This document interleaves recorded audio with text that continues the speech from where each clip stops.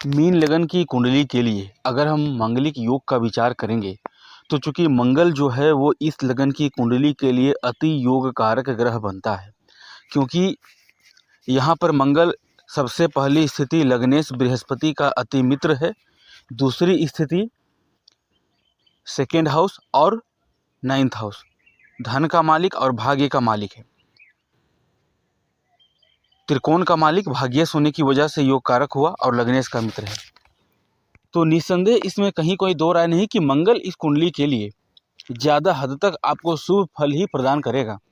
अगर मंगल की दशा अंतरदशा में आपको नकारात्मक फल मिलती है मंगलिक दोष का, तो उसमें केवल मंगल जिम्मेदारी नहीं हो सकती है, उत्तरदायित्व केवल मंगल का नहीं होगा, उसमें राहु केतु शनि भी इन्वॉल्व हो सकता है, सूर्य भी इन्वॉल्व हो सकता है, क्योंकि सूर्य यद्यपि इस कुंडली के लिए छठे भाव का मालिक है, त्रिकेश है, और दूसरी बात भले ही वो लग्नेश का मित्र क्यों ना हो। अगर लगन में मंगल होगा तो सबसे पहले देखिए कि धनेश लगन में आ गया है और भाग्येश आ गया है। जन्मजात व्यक्ति भाग्यवान होगा। बहुत कम प्रयास में, बहुत कम मेहनत में उसको अत्यधिक सफलता मिल जाएगी। मेहनत किया कम, सफलता उसे शीघ्र मिल गई। और क्योंकि यहाँ पर धन भाव का मालिक मंगल है तो कम प्रयास में ही, या फिर दूसरे शब्दों में कहें तो बिना प्रयास का ही कई बार धन व्यक्ति को मिल जाता है, रुपया पैसा मिल जाता है। और भाग्येश है तो भाग्येश का योग यहाँ पर जन्मजात भाग्यवान बना ही रहा है। अगर चतुर्थ भाव की बात करें तो यहाँ पर मंगल धनेश होकर चतुर्थ में बैठा है, प्रॉपर्टी के हाउस में, जमीन जायदाद के हाउस में, और मंगल यहाँ पर भाग्येश है। तो भाग्य से जीवन में धन की प्राप्ति होगी और धन से आपके जीवन में भौतिक सुख सुविधा की प्राप्ति होगी, जिसमें जमीन जायदाद, प्रॉपर्टी, मकान, वाहन सब कुछ होगा। और विशेष रूप से प्रॉपर्टी का कारक मंगल है और चतुर्थ भाव प्रॉपर्टी का भाव है। इस वजह से मंगल यहाँ पर आपको विशेष फल अपनी दशा अंतरदशा में देगा। मैरिज लाइफ के लिए कोई नुकसान नहीं है, क्योंकि मंगल चतुर्थ दृष्टि सप्तम भाव को देगा, यद्यपि वो शत्रु राशि को देखेगा, और लगन में भी बैठेगा तो शत्रु राशि को देखेगा। विवाह विलंब से होगी लेकिन बहुत अच्छा रहेगा, क्योंकि इस कुंडली के लिए मंगल भाग्येश है। थोड़ा सा शत्रु राशि को देखने की वजह से विलंब उत्पन्न कर सकता है, बाधा उत्पन्न कर सकता है। जीवन साथी थोड़ा सा, जैसा मंगल का नेचर है उग्र स्वभाव का, तो उग्र, क्रोधी, जिद्दी स्वभाव का दे सकता है, हठी दे सकता है। लेकिन वो जीवन साथी के आने के बाद भाग्योदय भी कराएगा। आपका मैरिज होने के बाद आपका भाग्य सदैव आपके साथ रहेगा। जैसे ही आपका जीवन साथी का नाम जुड़ेगा वैसे ही आपका भाग्य एक तरह से कहिए कि जुड़ गया है साथ में, और अत्यधिक तरक्की के लिए। सप्तम में मंगल शत्रु राशि का बैठेगा, लेकिन धनेश होकर बैठा है और भाग्येश होकर बैठा है।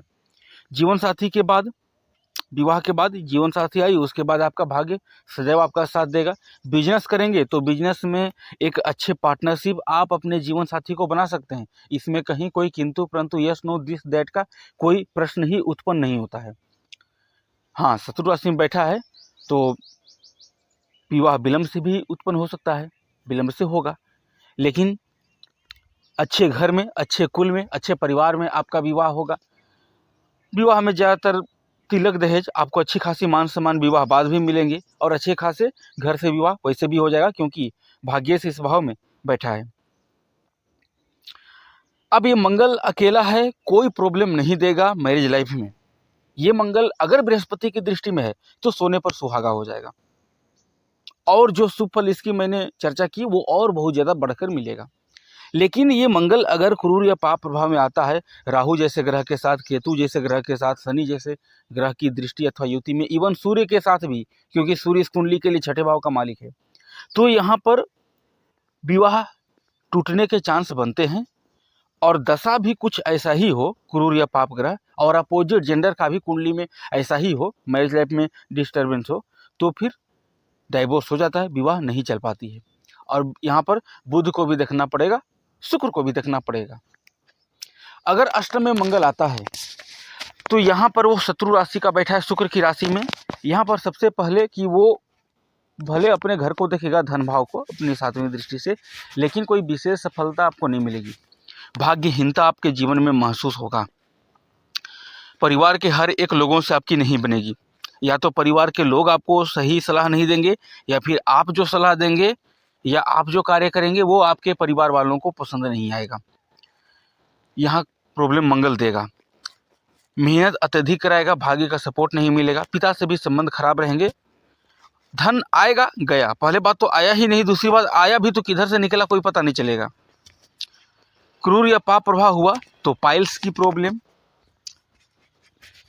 जख्म की प्रॉब्लम, फोड़े फुंसी की प्रॉब्लम, बिजली से दुर्घटना, आगजनी दुर्घटना। प्रभाव हुआ तो अत्यधिक नुकसान, क्योंकि अष्टम का मंगल है, ज़्यादा अच्छा तो करेगा ही नहीं वो। अगर बृहस्पति की दृष्टि आ गई तो फिर इसके जो बुरे फल होंगे उसमें कमी जरूर देखने को मिलेंगे। द्वादश में मंगल होगा, ये भी किसी लिहाजे से अच्छा नहीं है, क्योंकि यहाँ पर ये शत्रु राशि का है। क्योंकि देखिए 8 और 12 भाव जो है वो बुरा भाव है, तो यहाँ पर मंगल बुरा ही करेगा। कोई ज़्यादा, अष्टम में भी ये भाग्येश नहीं रह गया और द्वादश में भी ये भाग्येश नहीं रह गया, क्योंकि निगेटिव हाउस में बैठा है। भाग्येश तो है परंतु वो उस हिसाब से फल नहीं देगा, तो भाग्येश होने का फल क्या मिलेगा। धन का मालिक होकर व्यय में गया है, पैसा आया पानी की तरह गया। पैसे आप कितना भी अर्निंग कर लीजिए, पहली बात की होगी ही नहीं, क्योंकि भाग्येश 12वें स्थान में गया है विनाश स्थान में, तो भाग्य भी कई बार मुंह मोड़ लेता है। और भाग्य से अगर धन आ भी गया तो वो धन पैसे व्यय होना ही होना है।